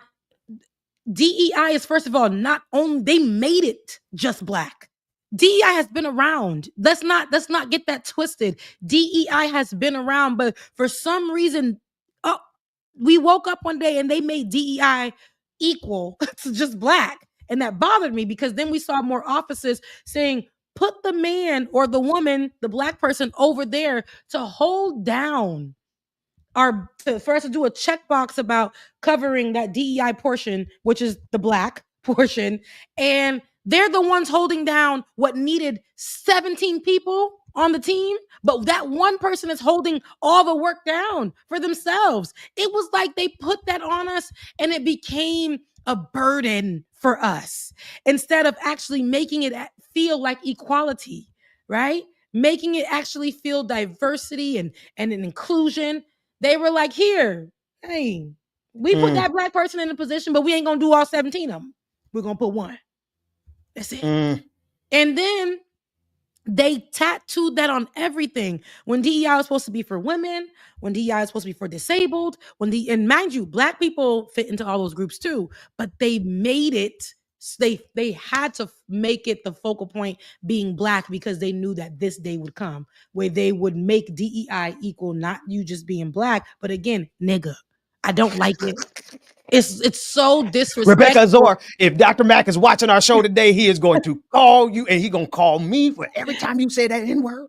I know. Sorry. But that's what I say it to show you that's what they're calling us. And they're calling us with the ER. And I can't. The hard ER. Yes. And I said that DEI is going to be problematic because we saw what happened with Twitter during COVID. The then CEO was like, you know what?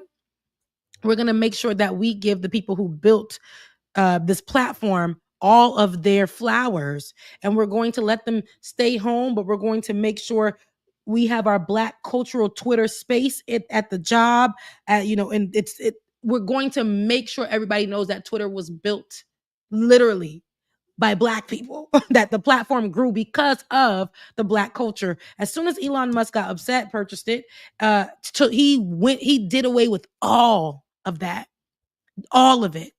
Donald Trump made it seem like DEI was only, and mind you, when they did away with DEI, people think it's only because of Black people. People were getting upset last year that pilots were Black and saying because of DEI, pilots were Black. It doesn't make any sense. These were what people who, they were firing people in positions like, I think I want to say it was at Harvard. There was a woman of Haitian descent who was the president. I want to say, was it Harvard or Yale? It was one of those Ivy League schools. And all of a sudden, they were saying that was a DEI hire. She was no longer in that position anymore. Immediately. Yes. Oh, you're talking about hang on. You're not talking about the president of Harvard, are you? It was one of them who had to step down because they did not want her to be that. And I'm trying to remember, but I'm trying to remember Claudia, but I'm trying to remember if she had to step down. But I do remember quite honestly how much absolute hell. They dug things up on her. They made sure that no matter everywhere that we saw, MSNBC, a progressive, and I put that because when I talked about it, I did this show. People are like, Rebecca, MSNBC is not progressive. It's progressive. If y'all see my fingers, these is doing air quotes. It's progressive, right? It's the most progressive space in mainstream news, and they hired their DEI hires when 2020 needed that Black revolutionary time, right? Where there was a reckoning for Black people, remember? And they hired Joy-Ann Reid. That's when she went on. They hired Joy-Ann Reid, gave her own show. What's the young lady's name? Not Tiffany. Tiffany Cross. Yes, it is. It is Tiffany. And they had hired Tiffany Cross, as well as Abby Phillips went to CNN. But MSNBC hired these people and then quickly removed them, no matter how well they were doing. We watched TV shows get pulled. DEI, right? Oh, because they was putting them in saying, we're diversity, we're diversive, we have inclusivity. I remember they were Netflix put a whole section for Black media, hiring Black producers. All of that was happening. And just like that, these same spaces that said that they would protect Black artistry, Black people, put people in positions that they never were going to put them in because of DEI, allow Black producers to create spaces and jobs. All these things were happening. People were getting positions that they never would have got. And everything was rescinded. I watched people lose their jobs. I watched Netflix quietly removed that whole area that they created for Black folks. Removed it. And people were fired. They were online saying, I ain't got no job. You ain't got no job, man. They ain't got no job. All because of this idea that I said they're not trying to celebrate DEI. Donald Trump does this thing where he plants seeds. We're talking about planting seeds earlier. When in his first reign as president, he planted seeds then, only for him, about Haitians, remember? Only for him to come today and actually put stuff down in the ground and cement and foundation and start building homes around a disrespect, around hate, and push out anti-Haitian laws, because America's always been anti-Haitian, anti-immigrant, anti-black and brown immigrant, anti-black and brown Americans. But we're seeing that he already put those things in his hate for immigrants was in the first. His hate for black people was in this first. He made sure he never minced words. He might have said a little bit or let other people say it for him. Now today he's standing in places and saying it out loud and allowing people on his team, in that administration, everywhere. People who are your doctors, and I was saying this before, your doctors, your lawyers, right? Your bosses like mine, everybody now can be like, I just don't, you're black. And that's the crazy part. This is the funniest part, right? It's crazy, it's funny, and it's like, God, did you see this? And I know God does, right? But the absolute unmitigated gall of these white supremacists, these subpar, sub-mediocre, and Neanderthalitic, sub-Neanderthals, they're not even as intelligent as Neanderthals. These are the Marjorie Taylor Greens, the Charlie Kirks, this entire MAGA movement, the unmitigated caucasity. The unmitigated caucasity of these cave-dwelling troglodytes to be free. Only Ben. Ben, can you repeat that? These cave-dwelling troglodytes to be free to insult black people just freely. No specifics, no nothing. Charlie Kirk's get on a plane and he sees black pilots and he says, oh shucks, the plane's going down. Right. This is the kind of time that we're in. Donald Trump has created a world where white folks are free to just cast aspersions on all things black, all things brown. And we're in a stage in world history again, we're back here where there's a subgroup of white folks who think they are literally just better because they are white. Absolutely insane. Ain't got no teeth and no corners, no health insurance, no health insurance helping them out. Now they can't even get they medicines, and some of them lost their jobs too, and they still out here toothless, jobless, and still looking for Donald Trump to help them out. No, it's true. Marjorie Taylor Greene, I look ever since that you compared her to that, Ben, long ago, years ago, it's like a cave person, cave woman. I've never unseen it. And then when she was walking with them sandals and her feet was filthy that day, I never these are the people that say that they're better than us. They sit around with bedazzled MAGA hats. Yeah. And how you working in Congress and your feet dirty like that? Well, you remember that? You had to, because you brought it up. Her dirty foot behind. Like, man, look, these are our leadership that think it better than us. And when we got people coming up there to the nines, and this how you rolling up there. Look like you ain't even wash. We know that you ain't watched the beat. Listen, let me address Ford 84, because I know 99.99% of our audience don't need this, and I know Ford well enough to know that they don't need me to say this, but I do want to say this. Of course, it's not all white people, but y'all got to get y'all cousins. Y'all got to get y'all folks. Y'all got to get out there and fight them. And to be sure, I have seen a lot of white folks stand up in this moment. So we know it's not all white folks, and we have white friends. Ford, you one of our whole producer, white man. Oh yeah. He might. No, I know. One of my favorite shows now that my wife has successfully turned me into a couch husband. In that, like over the last 4 years, 99% of my time has been studying. But in the last 2 months in particular, my wife has got me hooked to Law and Order and Matlock, the new Matlock, not the old Matlock, the one with Kathy Bates from Misery. Absolutely love that show. And I love the friendship that she has with the black woman on it. Like, we hope we hope that there's a future where black folks and white folks can live in peace and solidarity, because we just want to love and live. But y'all cousins, I need y'all to go get them. Every time we try to live with y'all in peace, look what people like Donald Trump come and do. They be like, no. We ain't doing that. We got a whole immigrant from another country running things in the White House. And y'all just, yeah. It's they ain't even y'all cousins for white folks swearing up and down y'all. They ain't even like y'all. That's right. People, they look at y'all like y'all. That's why he's trying to take over, so that he can now do what they all do, the original colonizers, right? Yeah. Americans they swear up and down that they're the best country in the world, but nothing really shows that they are. They just believe that. I will give that to Americans, white folks, the confidence. They don't got to do nothing. They just believe it. They say it, which is a lie, and they have that confidence, right? Yeah. White folks literally go and demand things, and it's not all y'all. That's one thing. You guys are watching this, and I love you guys for it. Mean it. Support the channel, give all the things, but also check your family members, because you marry some. Oh, I got something even better than that, though, Rebecca. You know what they could do? What? They could take the wealth of the wicked and give it to the just. And please, it's biblical. Come on. Do it. Like, come on.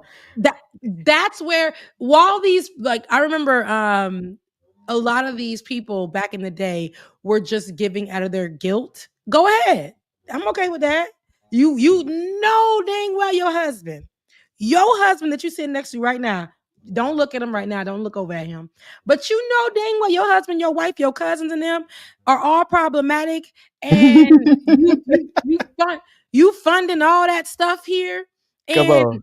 Why don't you go ahead and be like, just because, y'all, my husband ain't no good and I'm married to him, or my wife ain't no good and I'm married to her. Listen, I'm going to redistribute the wealth to people who going to make a change. There you go. So for every cousin and people and friend and loved one that you got that ain't about shit, excuse me, I just got it, that are helping to destroy the camaraderie. Because listen, well, let me finish that first thought. For every person in your life that ain't about that, go on and contribute specifically to Rebecca Azor today. Specifically, let's put up that Cash App real quick. I mean action on this. I don't mean this rhetorically. I mean seriously. I want y'all to send. I want y'all to send $5 for every person in your life that you could think of right now that is helping to destroy the possibility of a future of peace and solidarity between all peoples and all races. Go on and send $5 per person in your family that's MAGA. Let me make it simple. If you got a MAGA cousin, send $5. Now, if you don't got that kind of bag because you got a whole lot of folks in your family, just send $1 per each of them. And if you don't have that kind of bag, just send $5 anyway, because my sister Rebecca Azor needs the love. She needs the support, and we need her to keep hanging on. There's a little while longer, because Rebecca, I am pleased to announce right now on the show live. One of the reasons I'm not on screen is because I have been working nonstop this morning, and I finished the work during this show that I've been working on for 7 years, and it's ready to be dropped. I could put it on screen now, but I'm not sure that that's the right move. But I am ready to put it out like tomorrow. I'm ready for it, whatever that is. I don't even know what it is, but I'm excited for it. Can you give us a little, like, if you don't want to put it up visually? No, I'll put it out. Listen. No, I'm gonna put it out there. I'm gonna put it out there. Your boy has been talking with a greater intelligence, and I have been receiving greater intelligence. And what I'm getting ready to drop is transformative across every field. God has really been, reason I'm so public with God right now is because the stuff that I've been seeing and the stuff I've been working on and translating, I get it from the Lord, and then I go translate it with AI, and I'm like, holy crap. So it's exciting stuff, exciting times, and because your boy's got to hustle. I think I'll drop this instead of doing videos this week, because I don't want to do no more Donald Trump videos. I don't want to do no more of that kind of stuff. I want to really just kind of walk in what the Lord has given me. And I think it's going to make a way big enough so that this channel starts to grow again, Rebecca, so that we can get back to supporting the team that we had before. We were doing some fundamental transformative work. With Like It or Not, especially during the pandemic, especially during the ACT TV days when we had We had people broadcasting from the Supreme Court when the Roe v. Wade was decided. We had all those shows and stuff. Like, we were doing a work that needs to continue. So my expectation in the Lord is that the work the Lord has had me doing on the side for the last 7 years will become a funding mechanism to help us push back through media. Okay, I'm with it. And I know you have actually been talking about your like you using AI in a different way years and years ago. You've been talking about that. No, I've and this is I don't how can I say this without sounding arrogant or like I can wield AI better than Elon Musk can build AI. I can tell you that much. I don't think anybody out there, and I say this with humility, I honestly don't think that there's anybody out there who wants to go toe to toe with me on what we can do with AI. And that's just today, right? Because as I start sharing this stuff, the whole point of it isn't about like how good I am. The whole point of this entire project over the last 7 years is about how all of us can utilize these tools, every single one of us, to not only make society better, but make our own individual lives better. So it's not about me so much as it is about, I was crazy enough to sit on the side of an ocean and listen and translate and listen and translate for years. Even when it got financially impossible to do, we still did it. And I just finished, like literally, I'm sitting back in my chair now. I was typing the whole time we've been talking, but I'm literally done. Wow. Done. Look at God. I love that for you. Cause I know that you've been talking about that for a while. I can't wait until it all drops. And I can't wait, for such a time as this. I think that this was perfect for you. People might have, again, we watched you lose your mind. You come on, it wasn't that bad. Wait a minute. Now, remember that night I called you? All right, so funny story time. Back at the beginning of the pandemic, well, let me start here. Not that I have to justify my medicinal marijuana use, but I use it because I kind of live in a constant state of pain. I've been living with injury for the longest time. But in my increased intake, I called you one night and I was sitting in the car and I simultaneously I saw what was coming. Now you said I lost my mind, and to be fair, I wasn't exactly communicating to you in a normal way, but it's not what I said on that call where you said I lost my mind in what we live in though right now. I told you, I saw the collapse of society. Absolutely. Yeah, okay. All right. Don't make me feel again, like I'm insane. No. It was it was very intergalactic. And I was I don't know. I didn't know a thing. So I'm like, I'm already crazy myself. I was losing it myself, child. I was just like, I don't know, man. I'm just trying to get through this breakup. I can't go outside. I don't like people. If I got the timing in my mind right, that was the dude who was in the middle of the pandemic sharing a blunt with a stranger across the fence. Is that the same dude? Yes. I never forget that story. You told me that story, and I said the nerve of that Everybody was losing their mind. He literally reached over, never met this neighbor, couldn't see this neighbor, reached his hand over the balcony. Grabbed a blunt from a stranger. In the city of Atlanta. Because of the pandemic, it was early on. Because of the pandemic, he could not find a person who was willing to come and sell at that time. Right, and but there also wasn't no vaccines at the time. There was none of that. And he reached over and I was like, oh no, I gotta go home. That's when I was like, Lord, I'm just alone in this world. I just gotta be by myself in this world. And I didn't even mean because I didn't have a partner, but because it was a pandemic and I could not go anywhere. That was the only person I had during that time. Then I had to sit it out. I was in this home. I couldn't go outside because of what is the word? Agoraphobia. Agoraphobia or something agoraphobia. Like that. Again, it's my accent, but it's that. Definitely a psychiatrist told me I had it. Couldn't do it. Didn't want to go on.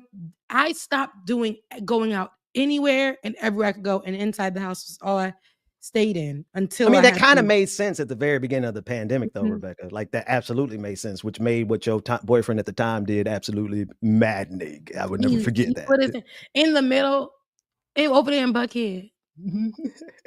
And then you had to field a call from me where I was like, I see it, Becca. I was like, The Lord is. I don't know. And then I remember, like, I had called you crying, like, it's just all so bad. Well, it was. I'm telling you, people were losing their minds. People were losing their minds. So let's not get it twisted. So in moments where we're trying to do a balancing act right now, we're trying to. A lot of us have recalibrated, but coming back into politics, working in politics after recalibration, it's a balancing act. After, you're trying to figure out, or some people have found a good space where they're working their 9 to 5, and that's what they have to contribute to the most to make sure that they have a place to stay. Hang on, can I interrupt? I'm so sorry. Wait a minute, Shade Dragon, is this a joke? Like, that I don't, because I'm only asking because not for a second have I thought about there are no tariffs on foreign patronage. But you had to make me pause and think to ask why you mess with me like that, because I got a lot of internet patrons. But go ahead. But no, that's just and then there's tariffs right now. Look, there's so much going on in the world. But a change about to come. But a change is Hallelujah. gonna come. Look, a change is coming. I think the positive aspect, that us being positive also allows us to move forward, but it also, I think, we have a different way of seeing things now because of what we went through. When the scales have fell from your eyes, I think that is when you can see all people, even the people that you thought were on your side, in your corner. You can actually hear what they're trying to say. It's almost like they're talking and you can. That's funny. I'm mixing up Patreon and Patron. I'm mixing patron with Patron. Ben's accent, actually, it's this country accent. Patron. Yeah. Patron. It's Patron. Yeah. Well, no. I'm talking patron as in become a patron of the show. No, I know. You didn't Patron. pick up that it was. That's what I was looking. I was like, I don't think they're talking about that, Ben. I think they're talking about drinks. Well, Mike, I'm like, listen, I don't need no patrons to cancel though, so I had to make sure. You're like, patron, stay right where you at, baby. Yeah, no, but the tariffs are not.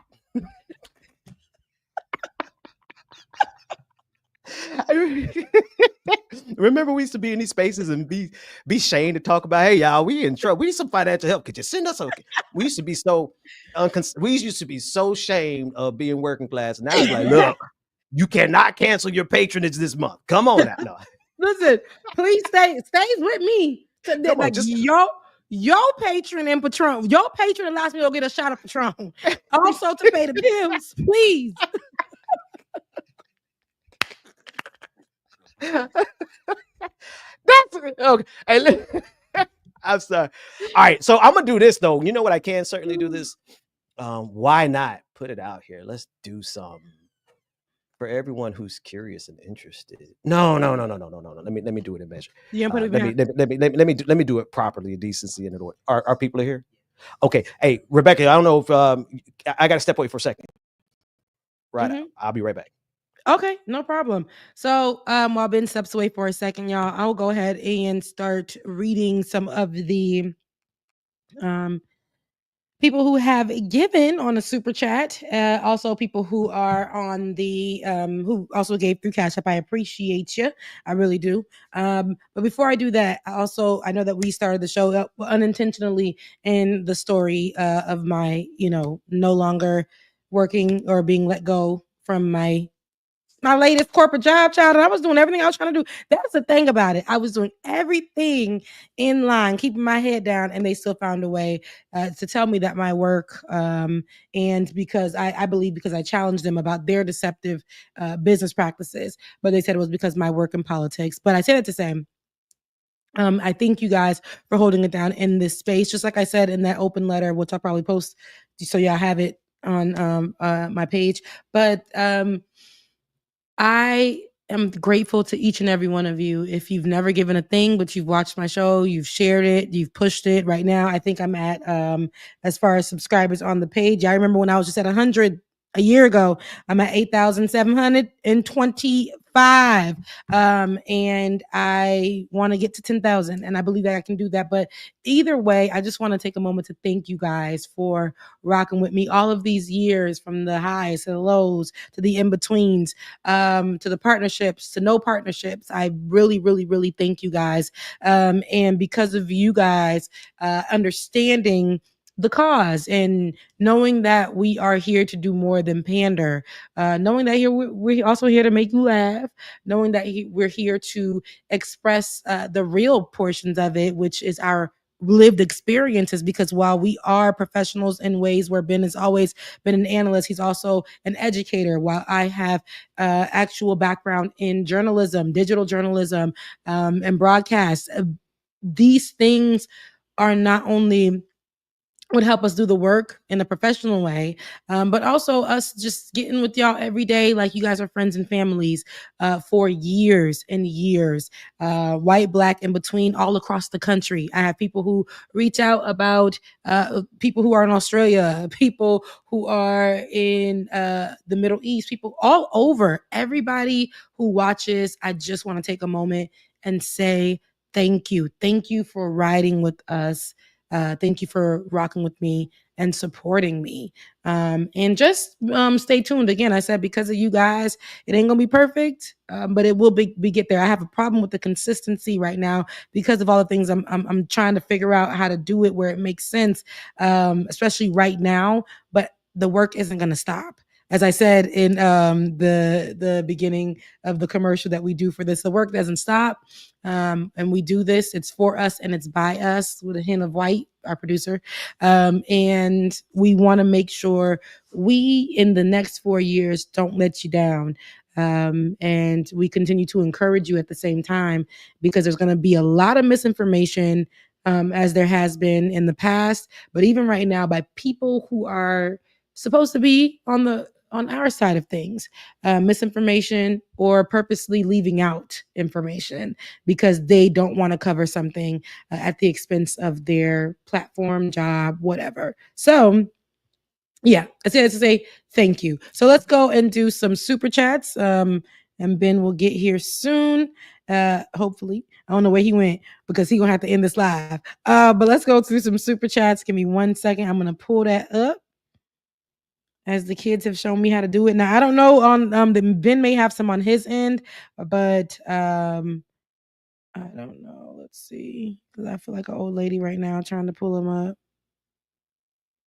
And chat filter. Here we go. Fan funding. We're going to super chats first, and then I'll go down the line on the cash apps. I thank you guys. Charlie, I appreciate you. I've seen your name a few times on the super chats, and I really appreciate it. Charlie, thank you so much. Sorry for missing a show or two. New job schedule has taken some adjustment. Hope you are all well. 484. Ben, are you here? Because I'm back now. I'm back now. Oh, okay. Okay. What? No, you reading the super chats? I'm reading some of the super chats. Yes. Okay, I'll go in order with you. Which one are you on? Okay. All right. I'm on Charlie.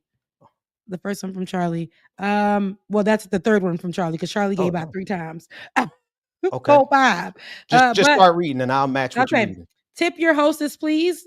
That's by Charlie again. Thank you. Tip your hostess, please. Becca's voice on Cash App. I appreciate that. Also, Charlie says, my last job was a MAGA hellhole. Trump supporters in the shop, evangelical flat earthers in the office, had to hide in the closet the whole time, even in a blue state.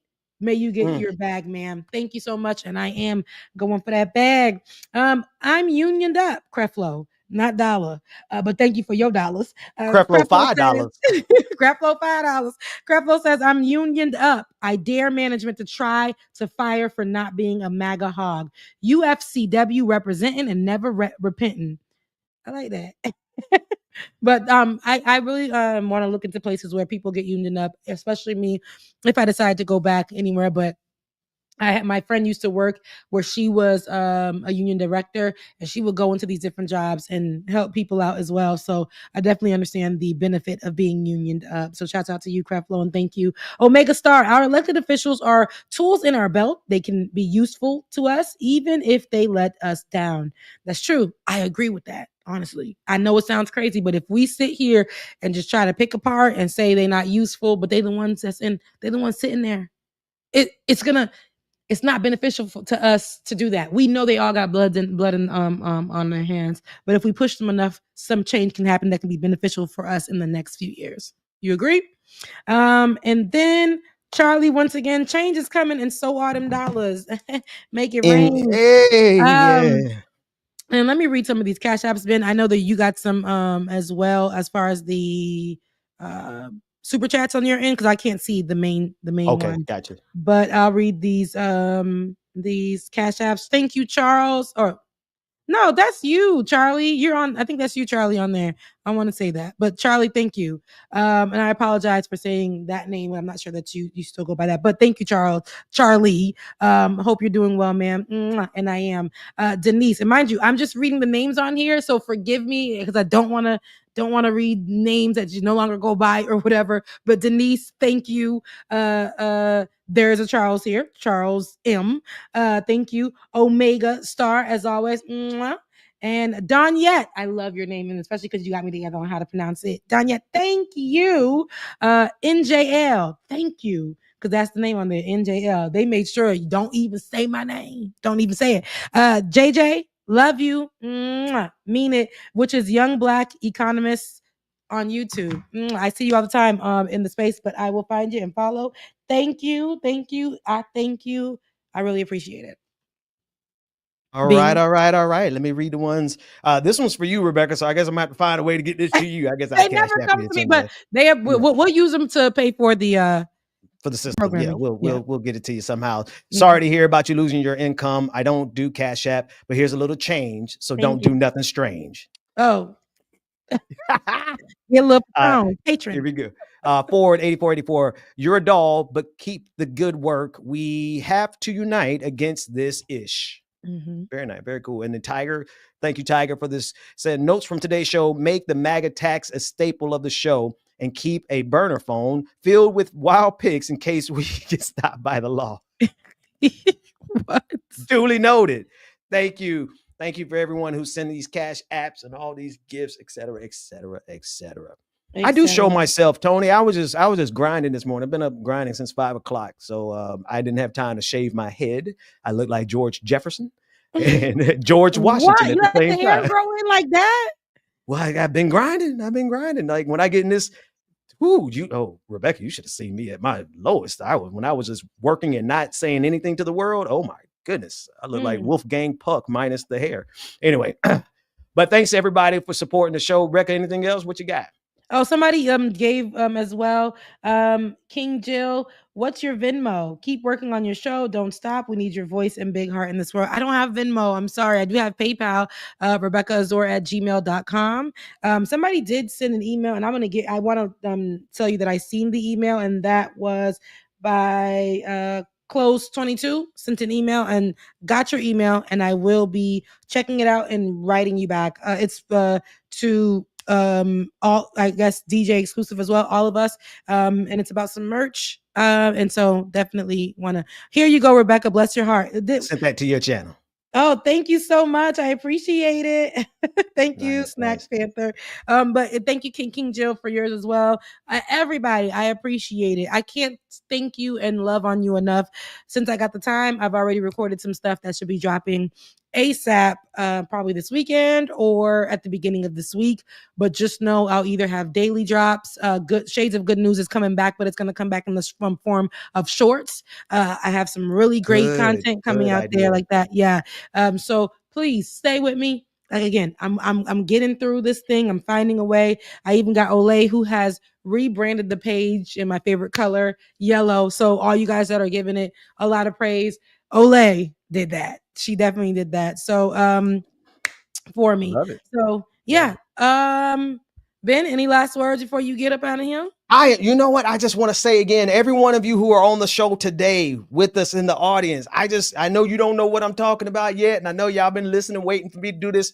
I've been talking about this so long. My son was like, Dad, you said you were done with your work a year ago. Are you still Jeremiah now, not Benjamin, Jeremiah. So I've been working on this a long time, but I want to say to everybody in the audience right now, you were with us live when I literally put the final touches on my work for 7 years that I'm getting ready to drop.